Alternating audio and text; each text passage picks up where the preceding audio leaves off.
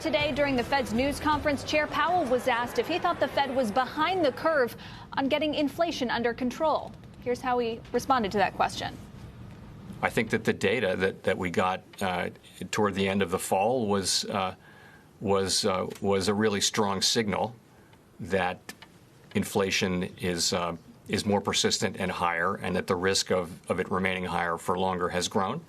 And I think we're reacting to that now, and we'll continue to adapt our policy. So I wouldn't look at it that we're behind the curve. I would look at it that we're actually in position now to take the steps that we'll need to take, in a thoughtful manner, to address all of the issues, including that of too high inflation.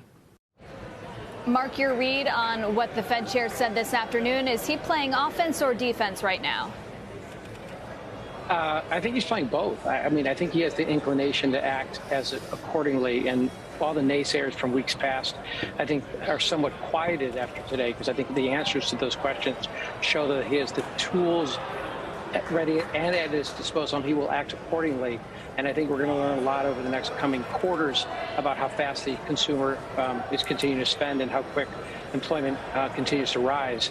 And I think it's both. And I think it was a great statement by him, and we're very supportive of what he said today, as was the market. Josh, it's been a fabulous year for equities, as we know. Well, maybe it'll get even better now into the end of the year with a bit of a Christmas rally. What are your expectations, though, for next year? Are we hopeful of a 5% year, a 20% year? We don't do that. We have allocations based on each individual client's personal goals and objectives. We have some sense of what the volatility is versus potential upside, and we have to allocate according to what we think will work long term. Quite frankly, last year was an amazing year given what we went through. To have the follow through that we had this year seems almost like a gift. If next year is flat or even down, it really wouldn't be the end of the world. So no price targets, no real sense of what might happen next year. Nobody really knew what would happen this year or the year before this year, of course. So I think it's more important to just say, am I taking the right amount of risk given my own situation? Not, what does my crystal ball tell me about interest rates in June? Although, Josh, it's interesting to think about some of the forecasts, because there is essentially a consensus that growth will be good next year. We've heard everyone in Washington essentially saying that, and a lot of participants in the markets as well. And you have to wonder, if the Fed starts raising interest rates in May, and then we see a significant slowdown in economic growth the following year, I mean, how long would that rate hiking cycle actually last? Could it be pretty short, or do you think they're committed to this path from here? That's such a great point, Kayla. People want to get on the Fed for in September not being hawkish enough, and then he keeps saying the same thing, that they're going to be data dependent. Obviously, the data has changed, and so you can find fault with oh, look at inflation now, it's speeding up. Why are you behind the curve? Let's say they got hawkish this past fall and tried to get ahead of that. We don't know what the reaction in markets would have been. The other thing is that inflation is about expectations.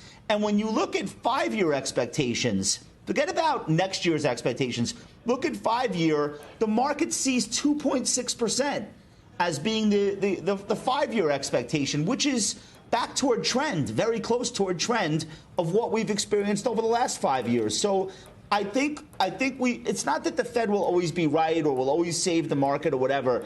I just think this bet that all of a sudden they're going to do the absolute wrong thing or pull hard on the lever and completely destroy economic growth, it's not been a good bet for a very long time. And so you can make that bet and you might get lucky. But I think most investors are trying to be rational right now. They're trying to maintain their allocations. I really don't see the percentage in making this bet that they're going to completely blow the recovery after how far we've come. It's really not that long ago that we were talking about depression. Look how far we've come. Why all of a sudden would the Fed start doing things that are extremely risky? It just doesn't make sense to me that people are betting that way. And so I think today's reaction makes sense, and I think we have to wait and see what next year brings.